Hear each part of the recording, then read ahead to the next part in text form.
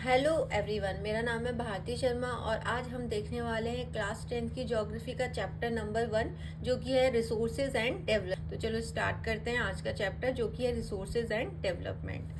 Everything available in our environment which can be use to satisfy our needs. तो अगर हम बात करते हैं कि रिसोर्सेज होते क्या हैं बेसिकली, तो resources everything available in our environment, तो हमारे इन्वायरमेंट में जो कुछ भी अवेलेबल है जो कि सेटिस्फाई करता है हमारी नीड्स को और जो प्रोवाइडेड है, जो अवेलेबल भी है, इट इज टेक्नोलॉजिकली एक्सेसिबल होना चाहिए कि आपके पास टेक्नोलॉजी होनी चाहिए उस रिसोर्सेज को यूज करने के लिए। तो टेक्नोलॉजिकली एक्सेसिबल होना चाहिए, इकोनॉमिकली फीजिबल होना चाहिए। इकोनॉमिकली फीजिबल का मतलब है कि आपको उसमें इकोनॉमिकली फायदा भी होना चाहिए। ऐसा नहीं है कि आपके पास रिसोर्सेज है और उसको यूज करने से आपको सिर्फ नुकसान हो रहा है, तो ऐसा नहीं है, तो उसे हम रिसोर्सेज नहीं मानेंगे। कल्चरली एक्सेप्टेबल होना चाहिए, तो culturally acceptable can be termed as resources, तो हम उसको क्या बोलेंगे, रिसोर्सेज बोलेंगे। तो कल्चरली एक्सेप्टेबल का मतलब ये है कि वो किसी और को, ऐसा ना हो कि हम अपने फायदे के लिए उस पर काम करें लेकिन वो दूसरे के लिए क्या है,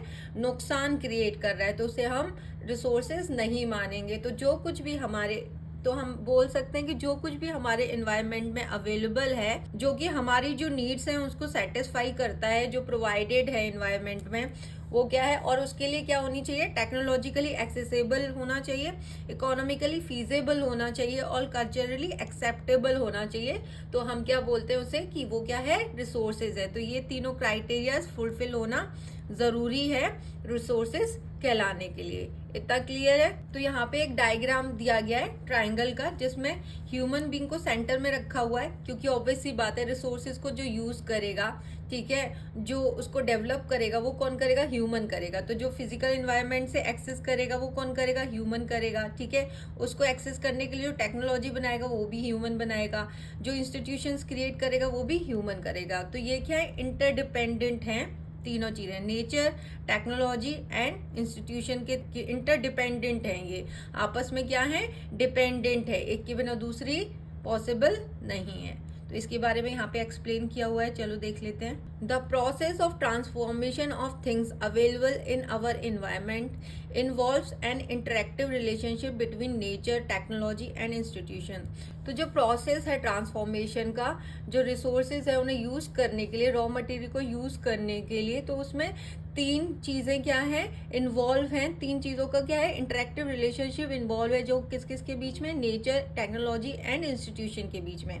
human beings interact with nature, तो ह्यूमन क्या करता है, इंटरेक्ट करता है नेचर के साथ थ्रू टेक्नोलॉजी। तो टेक्नोलॉजी के थ्रू इंटरेक्ट करता है नेचर के साथ एंड उसके थ्रू क्या बनाता है, इंस्टीट्यूशंस बनाता है, वहीं से तो वो इकोनॉमिकली प्रॉफिट पाता है। तो फिर उसके बाद क्या क्रिएट करता है, इंस्टीट्यूशंस बनाता है to accelerate their economic development, ताकि वो अपना जो इकोनॉमिक डेवलपमेंट है वो कर सके।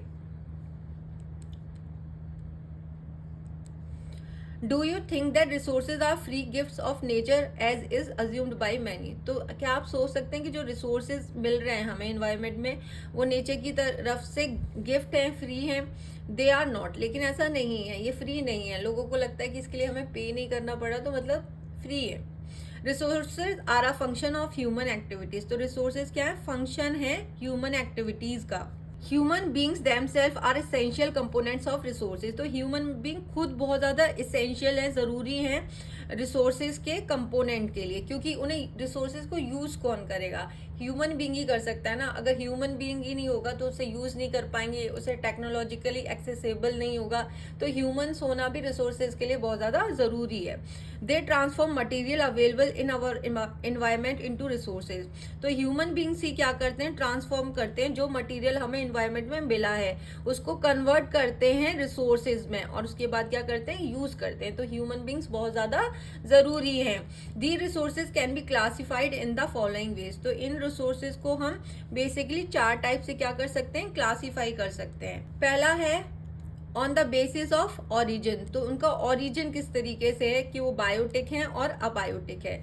बायोटिक का मतलब होता है लिविंग थिंग्स, अबायोटिक का मतलब होता है नॉन लिविंग थिंग्स को अबायोटिक। तो on the basis of origin के बेसिस पे भी आप इनको क्या कर सकते हैं, डिवाइड कर सकते हैं। On the basis of exhaustibility, exhaustibility का मतलब है कि कितने टाइम में आप इसको यूज कर सकते हैं या दोबारा ये हमें कितने टाइम में मिलेंगे। तो वो दो टाइप के हैं, रिन्यूएबल और नॉन रिन्यूएबल, जिनको बनने में, नॉन रिन्यूएबल रिसोर्सेज को बनने में जो है काफी टाइम लगता है, करोड़ों साल बनते हैं तब जाके वो बनते हैं। रिन्यूएबल जो ऑलरेडी अवेलेबल हैं और काफी मात्रा में है, इजीली हमें मिल जाते हैं। On the basis of ownership के बेसिस पे हम रिसोर्सेज को डिवाइड करते हैं। इंडिविजुअल के पास भी रिसोर्सेज होते हैं, किसी कम्युनिटी के पास भी होते हैं, नेशनल और इंटरनेशनल लेवल पे भी रिसोर्सेज को डिवाइड कर रखा है।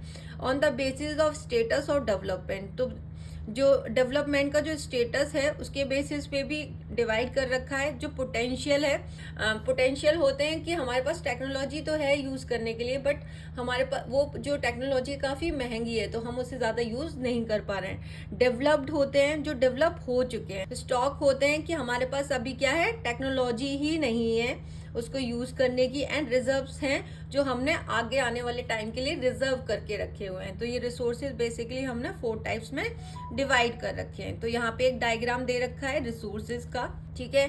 तो रिसोर्सेज 2 टाइप के हैं, नेचुरल और ह्यूमन रिसोर्सेज। नेचुरल में भी 2 टाइप के हैं, रिन्यूएबल रिसोर्स और नॉन रिन्यूएबल। रिन्यूएबल जो कंटिन्यू हमें मिल जाते हैं, ठीक है, इजीली अवेलेबल है। नॉन रिन्यूएबल जो इजीली नहीं मिलते हैं, जिनको बनने में काफी टाइम लगता है। रिन्यूएबल 2 टाइप के हैं, कॉन्टिन्यूस और बायोलॉजिकल। तो कॉन्टिन्यूस और फ्लो में आते हैं विंड और वाटर जो है। बायोलॉजिकल में आते हैं नेचुरल वेजिटेशन, फॉरेस्ट और वाइल्ड लाइफ। नॉन रिन्यूएबल में आते हैं रिसाइकेबल और नॉन रिसाइकेबल। रिसाइकेबल का मतलब ये है, रिसाइकेबल का मतलब ये है कि आप मेटल को किसी और चीज में भी यूज कर सकते हैं। अगर कुछ खराब हो गया तो आप उससे कुछ और भी बना सकते हैं, तो रिसाइकेबल है, रीयूज कर लोगे आप। नॉन रिसाइकेबल है जैसे फ्यूजल फ्यूल्स है, मतलब एक बार खत्म तो खत्म। Human resources, structures and institutions और क्वांटिटी एंड क्वालिटी, ये क्या है, टाइप्स ऑफ रिसोर्स। नेक्स्ट है हमारे पास development of resources. Resources are vital for human survival as well as for maintaining for quality of life. तो रिसोर्सेज क्या है, बहुत वाइटल, वाइटल का मतलब है बहुत ज्यादा जरूरी है ह्यूमन सर्वाइवल के लिए और उनकी क्वालिटी ऑफ लाइफ के लिए क्या है, रिसोर्सेज बहुत ज्यादा जरूरी हैं। It was believe that resources are free gifts of nature. तो जैसे हमने पहले भी पढ़ा था कि ऐसा माना जाता है कि रिसोर्सेज क्या है, फ्री गिफ्ट है नेचर की तरफ से जो हमें मिली है। As a result human beings use them indiscriminately and this has lead to the following major problem. और इसका रिजल्ट क्या होता है कि ह्यूमन बींग क्या करते हैं, उसे इनडिस्क्रिमिनेटरी तरीके से यूज कर रहे हैं, मतलब अंधाधुंध तरीके से उसको क्या किया जा रहा है, यूज किया जा रहा है, जिसकी वजह से काफी सारी प्रॉब्लम हमें देखने को मिल रही है रिसोर्सेज से रिलेटेड। तो पहला है depletion of resources for satisfying the greed of few individual. तो कुछ लोगों की लालच की वजह से रिसोर्सेज को बहुत ज्यादा डिप्लीशन हो रहा है, उनको वो खत्म होते जा रहे हैं। Accumulation of resources in few hands which in turn divided the society into 2 segment. जो रिसोर्सेज हैं कुछ लोगों के पास होने से क्या हो रहा है, सोसाइटी 2 पार्ट्स में डिवाइड हो गई है, हैव और हैव नॉट, मतलब जिनके पास है रिसोर्सेज और जिनके पास नहीं है, और वर्सेस रिच और पुअर। तो जिनके पास रिसोर्सेज हैं और बेसिकली वो क्या है, रिच हैं, और जिनके पास नहीं है वो क्या है, पुअर है। Indiscriminate exploitation of resource has lead to global ecological crisis such as global warming, ozone layer depletion, environmental pollution and land degradation। तो इनडिस्क्रिमिनेट तरीके से एक्सप्लोइटेशन हो रहा है रिसोर्सेज का, उसका रिजल्ट ये हो रहा है कि इकोलॉजिकल क्राइसिस हो रहे हैं, जिससे ग्लोबल वार्मिंग हो रही है, इन्वायरमेंट में ओजोन लेयर का डिप्लीशन हो रहा है, इन्वायरमेंट में पॉल्यूशन बढ़ता जा रहा है, और लैंड का क्या हो रहा है, डिग्रेडेशन हो रहा है, लैंड की क्वालिटी क्या है, खराब होती जा रही है। An equitable distribution of resources has become essential for a sustain quality of life and global peace. तो जो इक्विटेबल डिस्ट्रीब्यूशन है रिसोर्सेज का वो होना ज़रूरी है, क्योंकि अगर आप सस्टेन्ड क्वालिटी ऑफ लाइफ चाहते हो, ग्लोबल पीस चाहते हो, तो जो डिस्ट्रीब्यूशन है रिसोर्सेज का वो कैसा होना चाहिए, इक्विटेबल होना चाहिए, मतलब सब लोगों में बराबर बराबर डिस्ट्रीब्यूशन होना चाहिए रिसोर्सेज का, जितनी उनको ज़रूरत है।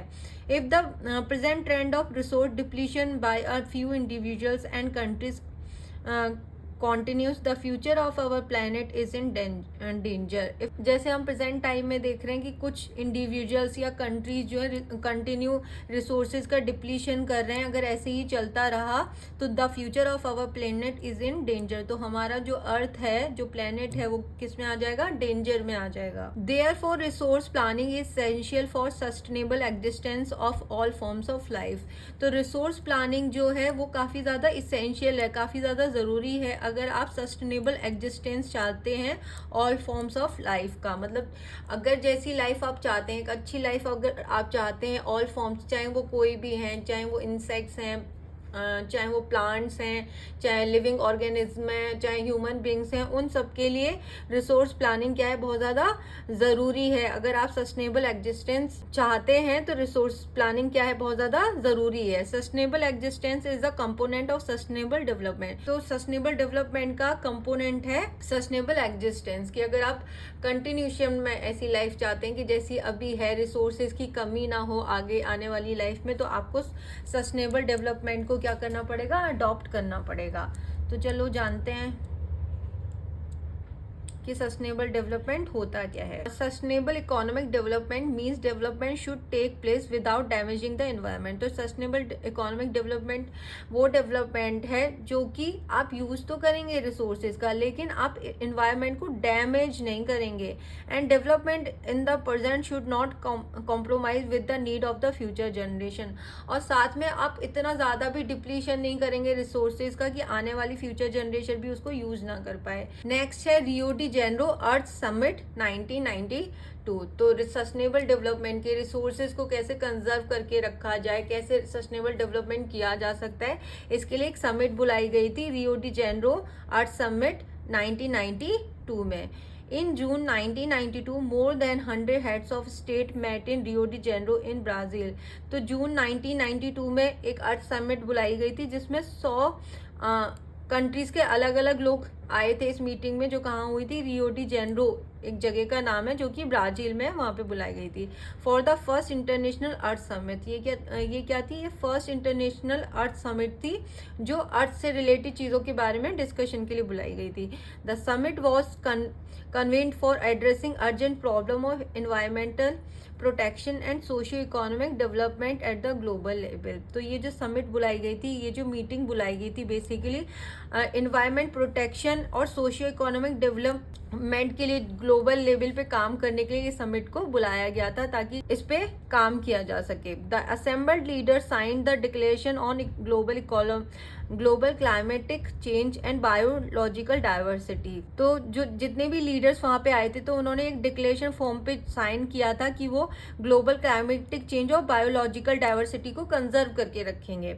The Rio convention endorsed the global forest principle and adopted agenda 21 for achieving sustainable development in the 21st century। तो रियो कन्वेंशन में मीटिंग में क्या हुआ था?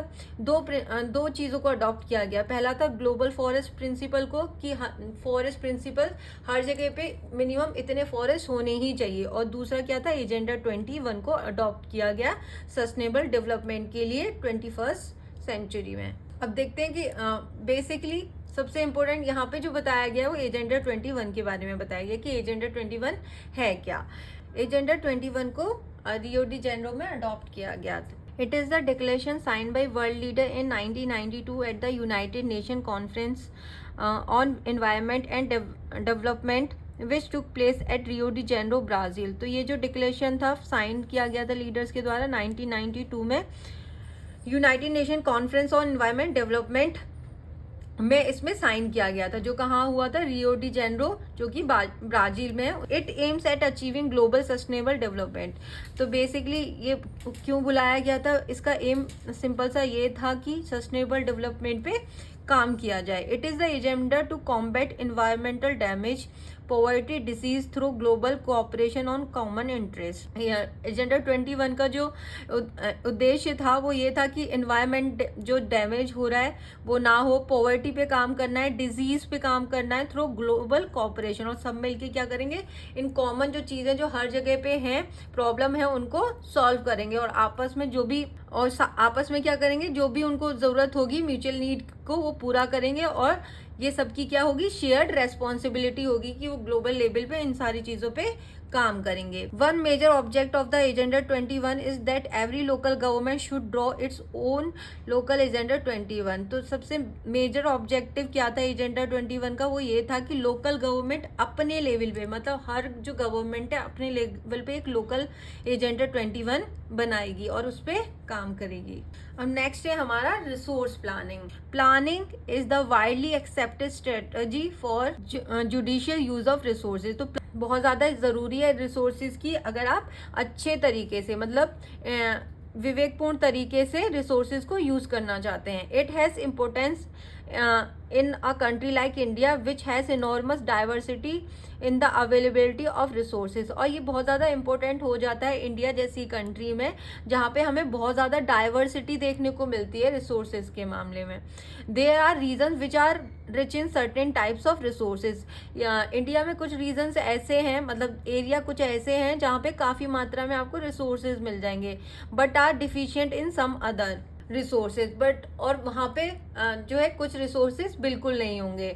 There are some region which can be considered self sufficient in terms of the availability of resources and there are some region which have acute shortage of some vital resources. तो यहाँ पे हमें ऐसे जो रीजंस देखने को मिल जाते हैं कि कहीं कहीं पे तो काफ़ी मात्रा में रिसोर्सेज अवेलेबल हैं, सेल्फ सफिशिएंट है, अवेलेबिलिटी है रिसोर्सेज की, और कहीं कहीं पे ऐसे है कि एक्यूट शॉर्टेज है, बिल्कुल भी आपको रिसोर्सेज देखने को नहीं मिलेंगे। For example the state of Jharkhand, Chhattisgarh and Madhya Pradesh are rich in minerals. तो यहाँ पे मिनरल्स जो है काफ़ी मात्रा में मिलते हैं, कोल डिपॉजिट्स भी काफ़ी मात्रा में मिलते हैं। Arunachal Pradesh has abundance of water resource but lacks in infrastructure development. तो अरुणाचल प्रदेश क्या है, वहाँ पे काफ़ी मात्रा में आपको पानी मिल जाएगा, वाटर रिसोर्सेज मिल जाएंगे, लेकिन वहाँ पे इंफ्रास्ट्रक्चर डेवलपमेंट नहीं है। The state of Rajasthan is very well endured with solar and wind energy but lacks in water resources. तो जो राजस्थान है वहाँ पे हमें सोलर और विंड एनर्जी काफ़ी मिल जाएगी, लेकिन वहाँ पे वाटर रिसोर्सेज नहीं है, पानी नहीं मिलेगा आपको। The cold desert of Ladakh is relatively isolated from the rest of the country. तो जो लद्दाख है, जिसको हम कोल्ड डेजर्ट भी बोलते हैं लद्दाख को, वहाँ पे क्या मिलता है हमें, जो काफ़ी ज़्यादा आइसोलेटेड है, काफ़ी अलग है कंट्री से। It has very rich cultural heritage, लेकिन वहाँ पे जो कल्चर है वो काफ़ी रिच है, मतलब कल्चर वहाँ पे काफ़ी देखने को मिल जाता है। But it is deficient in water, लेकिन वहाँ पे हमें वाटर नहीं मिलेगा, इंफ्रास्ट्रक्चर नहीं मिलेंगे, एंड सम विटल मिनरल्स भी वहाँ पे हमें देखने को मिलते नहीं है। कहाँ पे, लद्दाख में। This calls for balance resource planning at the national, state, regional and local levels. इसीलिए इंडिया जैसी कंट्री में रिसोर्स प्लानिंग क्या है, बहुत ज़्यादा ज़रूरी है, चाहे वो नेशनल लेवल पे हो, स्टेट लेवल पे हो, रीजनल लेवल पे हो या लोकल लेवल पे हो। हर लेवल पे इंडिया में क्या होनी चाहिए, रिसोर्स प्लानिंग होनी चाहिए, जहाँ पे हमें इतनी ज़्यादा डाइवर्सिटी देखने को मिल जाती है कि कहीं पे रिसोर्सेज काफ़ी ज़्यादा मात्रा में, कहीं पे एक्यूट शॉर्टेज है, काफ़ी ज़्यादा जो है शॉर्टेज है रिसोर्सेज की। ठीक है, अब पढ़ते हैं हम लोग रिसोर्स प्लानिंग इन इंडिया। तो इंडिया में कैसे रिसोर्स की प्लानिंग की जाती है वो देख लेते हैं। तो resource planning is a complex process which involves. तो रिसोर्स प्लानिंग क्या है, एक कॉम्प्लेक्स प्रोसेस होता है जिसमें क्या क्या इन्वॉल्व होता है, identification and inventory of resources across the regions of the country. तो इसमें सबसे पहले क्या स्टेप होता है, आइडेंटिफाई करते हैं कि कहाँ पे रिसोर्सेज हैं, आइडेंटिफाई करते हैं और रिकॉर्ड बनाते हैं, इन्वेंट्री करते हैं रिसोर्सेज की, कि कौन कौन से रीजन में, कंट्री के कौन कौन से रीजन में हमें रिसोर्सेज मिलेंगे। दिस इन्वॉल्व सर्वेइंग, इसमें इन्वॉल्व होता है कि सर्वे करते हैं, मैपिंग करते हैं, और क्वालिटी एंड क्वांटिटी को चेक किया जाता है कि किस क्वालिटी के रिसोर्सेज मिल रहे हैं और उनकी क्वांटिटी कितनी ज़्यादा है, इन सारी चीज़ों को देखा जाता है। दूसरा स्टेप है evolving a planning structure endured with appropriate technology, skill and institutional setup for implementing resource development plans. उसके बाद उसके लिए जो एप्रोप्रिएट टेक्नोलॉजी चाहिए होती है रिसोर्सेज को डेवलप करने के लिए, वो हमारे पास इम्प्लीमेंट होने ज़रूरी है, तभी तो हम रिसोर्सेज का डेवलपमेंट कर सकते हैं। थर्ड है matching the resource development plans with overall national development plans.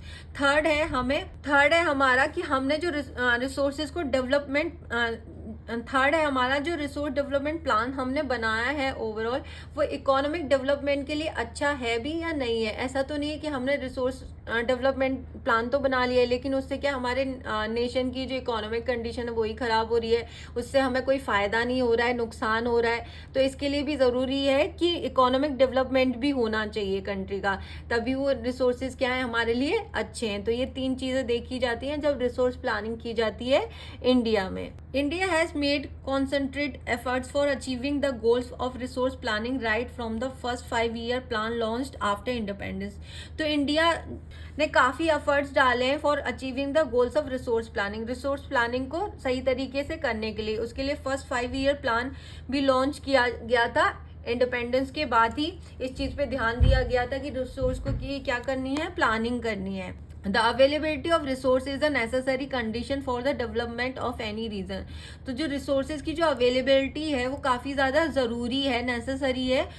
अगर उस एरिया का एनी रीजन का आप डेवलपमेंट करना चाहते हैं तो रिसोर्सेज की अवेलेबिलिटी क्या है, बहुत ज़्यादा ज़रूरी हो जाती है, नेसेसरी है। But mayor availability of resource in the absence of corresponding change technology institution में हाइंडर डेवलपमेंट। तो अगर आपके पास, लेकिन सिर्फ रिसोर्सेज का होना काफ़ी नहीं है, ठीक है, आपको रिसोर्सेज को डेवलपमेंट के लिए टेक्नोलॉजी और इंस्टीट्यूशन का होना भी काफ़ी ज़्यादा ज़रूरी है, तभी आप उसको क्या कर पाओगे, यूज़ कर पाओगे। There are many regions in our country that are rich in resource, but these are included in economically backward region. तो यहाँ हमारे जो कंट्री है, हमारा जो कंट्री है उसमें बहुत सारे ऐसे रीज़न हैं जहाँ पे हमें जो रिच है रिसोर्सेज में, बट इकोनॉमिकली वो क्या है, काफ़ी बैकवर्ड है। On the country there are some region which have a poor resource base but they are economically development. और हमारे कंट्री में कुछ ऐसे भी रीज़न है जो इकोनॉमिक रिसोर्सेज वहाँ पे उतने ज़्यादा नहीं है, लेकिन वो क्या है, इकोनॉमिकली डेवलप्ड है। तो हमारी कंट्री में ऐसी चीज़ें भी देखने को मिल जाती हैं कि जहाँ पे रिसोर्सेज तो काफ़ी रिच है, मतलब रिसोर्सेज काफ़ी मिल जाएंगे, लेकिन वहाँ की जो कंडीशन है इकोनॉमिकली वो क्या है, रीजन जो है, एरिया जो है काफ़ी बैकवर्ड है, पिछड़े हुए हैं। और हमारी कंट्री में ऐसे रीजन भी हमें देखने को मिल जाते हैं जहाँ पे रिसोर्सेज काफ़ी कम है या फिर है ही नहीं, लेकिन वो क्या है, इकोनॉमिकली डेवलप्ड रीजन है। The history of colonization reveals that rich resource in colonies were the main attraction for the foreign invaders। तो हम जब कॉलोनाइजेशन की बात करते हैं, कॉलोनाइजेशन से क्या मतलब है, जब ब्रिटिशर्स की कॉलोनी था ना इंडिया, उस टाइम पे क्यों आए थे फॉरेनर्स हमारी कंट्री में, क्योंकि हमारे यहाँ पे रिसोर्सेज काफ़ी ज़्यादा थे, उसकी वजह से वो क्या हुए थे, अट्रैक्ट हुए थे इंडिया में आने के लिए। It was primarily the higher level of technology development of the colonising countries that help them to exploit resources of other region and establish their supremacy over the colonies. तो ये क्या था कि हाई लेवल पे उन्होंने technological development किए Britishers ने, ताकि वो रिसोर्सेज को एक्सप्लॉइट कर पाएँ और अपनी जो सुप्रीमेसी है उसके थ्रू वो साबित कर पाए थे इंडिया में। Therefore resources can contribute to development only when they are accompanied by appropriate technology development and institutional change. तो हम ये कह सकते हैं कि जो रिसोर्सेज है ना, सिर्फ तभी डेवलपमेंट में कंट्रीब्यूट करते हैं जब हमारे पास एप्रोप्रिएट टेक्नोलॉजी होती है और डेवलप्ड इंस्टीट्यूशंस होते हैं, तभी हम क्या कर सकते हैं, रिसोर्सेज को डेवलपमेंट के तौर पे यूज़ कर सकते हैं। India has experienced all this in different phases of colonisation. तो इंडिया ने ये जो एक्सपीरियंस किया था डिफरेंट फेजेस में, कॉलोनाइजेशन के टाइम पे अलग अलग फेजेस पे ये सारी चीज़ें फेस करी थी। In India, development in general and resource development in particular does not only involve the availability of resource, but also the technology, quality of human resource, and the historical experience of the people. In India, development in general and resource development in particular does not only involve the availability of resources। तो हम कह सकते हैं कि India में जो development है, जो रिसोर्स डेवलपमेंट है, वो सिर्फ इसलिए नहीं है कि जो रिसोर्सेज जो है अवेलेबल हैं, बल्कि रिसोर्सेज का डेवलपमेंट तभी हो सकता है जब आपके पास टेक्नोलॉजी हो, क्वालिटी ऑफ ह्यूमन रिसोर्सेज आपके पास होना ज़रूरी है, और आपका जो हिस्टोरिकल एक्सपीरियंस है ना, जो लोगों के साथ, ये क्या करता है, डेवलप करता है रिसोर्सेज को। तो हम कह सकते हैं कि जो इंडिया में जो डेवलपमेंट है ना, बेसिकली वो सिर्फ रिसोर्स डेवलपमेंट के तौर की वजह से नहीं हुआ है, तो इन जनरल हम ये बात बोल सकते हैं कि इंडिया में जो डेवलपमेंट हमें देखने को मिलता है वो सिर्फ इस वजह से नहीं है कि जो है क्योंकि यहाँ पे रिसोर्सेज अवेलेबल हैं, बल्कि इस बात पे भी डिपेंड करता है कि आपके पास technology, quality of human resources, लोग ही तो यूज़ कर रहे हैं, डेवलप कौन कर रहा है रिसोर्सेज को, तो लोग भी होना ज़रूरी है। और साथ में हिस्टोरिकल जो एक्सपीरियंस है लोगों के, इन चीज़ों पे भी क्या डेवलपमेंट डिपेंड करता है, जो इंडिया ने ब्रिटिशर्स के टाइम से लेके अभी तक जो चीज़ें उन्होंने फेस किया है या एक्सपीरियंस किया है। नेक्स्ट है हमारे पास कंजर्वेशन ऑफ रिसोर्सेज। कैसे हम कंजर्व कर सकते हैं, रिसोर्सेज को बचा के रख सकते हैं, उसके बारे में देखते हैं। Resources are vital for any development activity. तो रिसोर्सेज क्या है, काफ़ी ज़्यादा ज़रूरी हैं। जब भी आप कोई डेवलपमेंटल एक्टिविटी करना चाहते हैं तो उसके लिए क्या है, रिसोर्सेज बहुत ज़रूरी हैं। But irrational consumption and over utilization of resource may lead to socio economic and environmental problem. But अगर आप बहुत ज़्यादा कंजप्शन करोगे रिसोर्सेज का और बहुत ज़्यादा यूज़ करोगे रिसोर्सेज को, अगर आप रिसोर्सेज को बहुत बिना सोचे समझे यूज़ करोगे और बहुत ज़्यादा यूज़ करोगे, तो जिससे क्या हो जाएगा, सोशियो इकोनॉमिक और इन्वायरमेंटल प्रॉब्लम क्रिएट हो जाएंगी। To overcome these problem resource conservation at various level is important. तो इन सब से बाहर निकलने के लिए, इस प्रॉब्लम से बाहर निकलने के रिसोर्स कंजर्वेशन क्या है, बहुत ज़्यादा ज़रूरी है हर लेवल पे।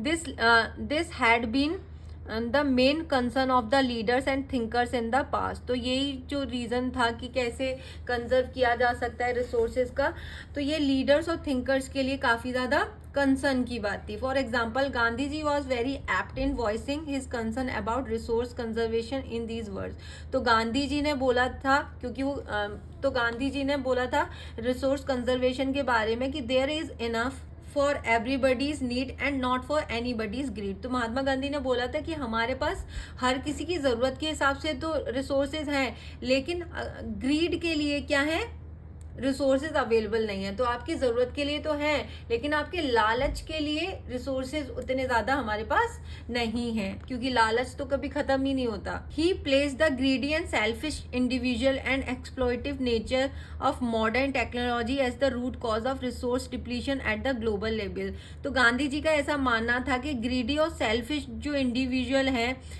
जो एक्सप्लॉइट कर रहे हैं नेचर को, उसमें मॉडर्न टेक्नोलॉजी है ना, वो रूट कॉज है, वो सबसे बड़ा रीज़न है रिसोर्सेज के डिप्लीशन में ग्लोबल लेवल पे। तो उनका मानना था कि जो रिसोर्सेज जो इतने ज़्यादा एक्सप्लॉइट हो रहा है, नेचर के साथ एक्सप्लॉइटेशन हो रहा है, तो उसका सबसे बड़ा रीज़न जो है क्या है, टेक्नोलॉजी है। He was against mass production. तो गांधी जी जो है मास प्रोडक्शन के क्या थे, अगेंस्ट थे, and wanted to replace it with the production by the masses. ठीक है, तो वो मास प्रोडक्शन के गांधी जी जो है मास प्रोडक्शन के अगेंस्ट थे, और वो चाहते थे कि मास प्रोडक्शन को रिप्लेस कर दिया जाए, कि जो प्रोडक्शन है वो लोगों के द्वारा किया जाए, जिससे कि ज़्यादा से ज़्यादा नेचर का एक्सप्लॉइटेशन ना हो, रिसोर्सेज का एक्सप्लॉइटेशन ना हो। At the international level, the club of Rome advocated resource conservation for the first time in a more systematic way in 1961। तो इंटरनेशनल लेवल पे जो है सबसे पहले रिसोर्स कंजर्वेशन की बात जो है द क्लब ऑफ रोम में की गई थी। सब इंटरनेशनल लेवल पे सबसे ज़्यादा सिस्टमेटिक वे में क्लब ऑफ रोम ने सबसे पहले कंजर्वेशन रिसोर्सेज की बात की थी 1968 में, कि कंजर्वेशन ऑफ रिसोर्सेज होना चाहिए। Subsequently, in 1974, Gandhian philosophy was once said presented by Sumeser in his book Small is Beautiful। तो 1974 में गांधी जी की जो फिलोसफी थी उसको प्रेजेंट किया था सुमेचर ने अपनी बुक स्मॉल is beautiful में। Seminal contribution with respect to resource conservation at the global level was made by the Brudenell Commission report 1987। The seminal contribution, तो the Brudenell Commission report जो कि 1987 में आई थी, उसने एक रिपोर्ट तैयार की थी कि रिसोर्स कंजर्वेशन के बारे में। This report introduce the concept of sustainable development. इसी रिपोर्ट में सबसे पहले सस्टेनेबल डेवलपमेंट को इंट्रोड्यूस किया गया था, उसका कॉन्सेप्ट रखा गया था, and advocated it as means for resource conservation. और वकालत की गई थी कि जो सस्टेनेबल डेवलपमेंट है वो बहुत ज़्यादा ज़रूरी है, which was subsequently published in a book entitled our common future. और इस रिपोर्ट को बाद में अवर कॉमन फ्यूचर नाम की बुक में फिर से प्रिंट किया गया था। Another significant contribution was made at the earth summit at Rio de Janeiro Brazil in 1992। और इसके बाद एक और सिग्निफिकेंट कॉन्ट्रीब्यूशन किया गया रियो डी जेनेरो में, जो समिट बुलाई गई थी ब्राजील में 1992 में, जिसके बारे में आप लोगों ने अभी पढ़ा था, एजेंडा 21 जहाँ पे अडॉप्ट किया गया था। तो इसी के साथ आज का पार्ट हो जाता है खत्म। कि आई होप कि आपको ये टॉपिक्स अच्छे से समझ में आ गए होंगे। और अगर आपको मेरे वीडियोस अच्छे लगते हैं तो प्लीज़ मेरे वीडियोस को लाइक करिए, शेयर कीजिए और मेरे चैनल को सब्सक्राइब करिए। और अगर आपको अच्छे लगते हैं तो कमेंट बॉक्स में ज़रूर बताइएगा, और अगर नहीं भी अच्छे लगते हैं तो प्लीज़ वो भी कमेंट करके मुझे बताइएगा। Thank you for watching.